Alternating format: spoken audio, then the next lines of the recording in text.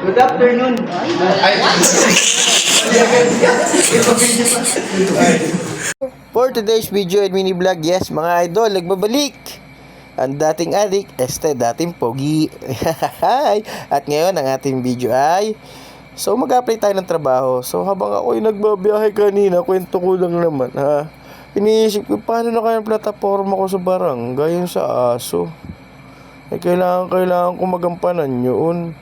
Pero thankful pa rin kasi after ng interview ko, during the interview, sinabi na walang pasok ang Lunes, Martes, Merkules. So 4 na araw lang.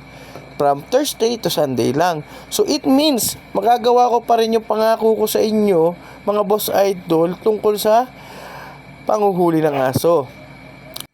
At dahil kailangan nating maghanap buhay para matustusan natin ang baon ng ating mga anakis. Dahil masyado tayong maraming anakis.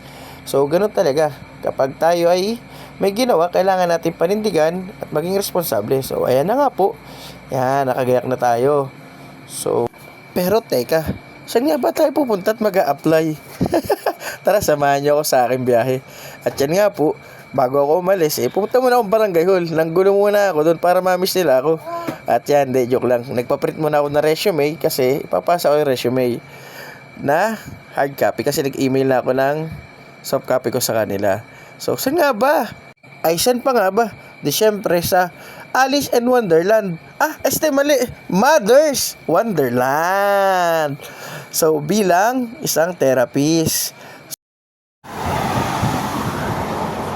1,500. 1,500, sir. Oo. Ayaw niyo ko tanggapin. Di nag-apply ako sa iba. Magbitaw ka sa pagkakagawan. Wag, dito na tayo sa ano.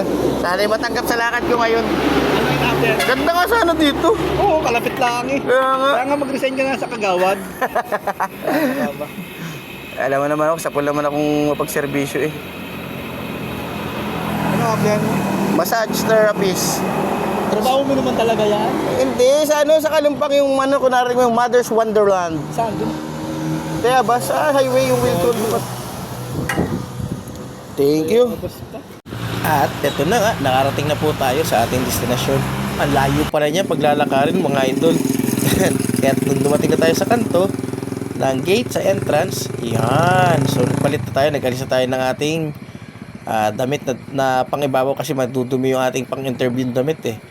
Kaya yan, alisin na natin dahil medyo basa rin yung ulan at inulan tayo sa Timonan hanggang paanan ng sigsag. So ayan, ayos natin. Check muna tayo ng ating itsura para pagharap natin sa interviewer ay hindi nakakahiya ang ating itsura.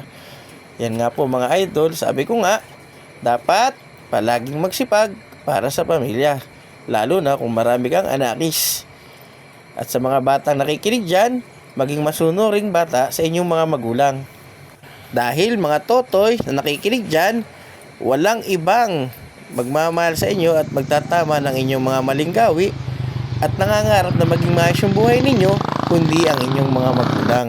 Kaya sana, pakinggan nyo sila dahil ang iniisip lang naman nila ay para sa inyong kapakanan. Kaya mga totoy, makinig, sumunod, at magpakabait. Yun lang ang inyong may bibigay sa aming mga magulang na nagpapakapagod at susumikap upang kayo mapatapos. Good afternoon.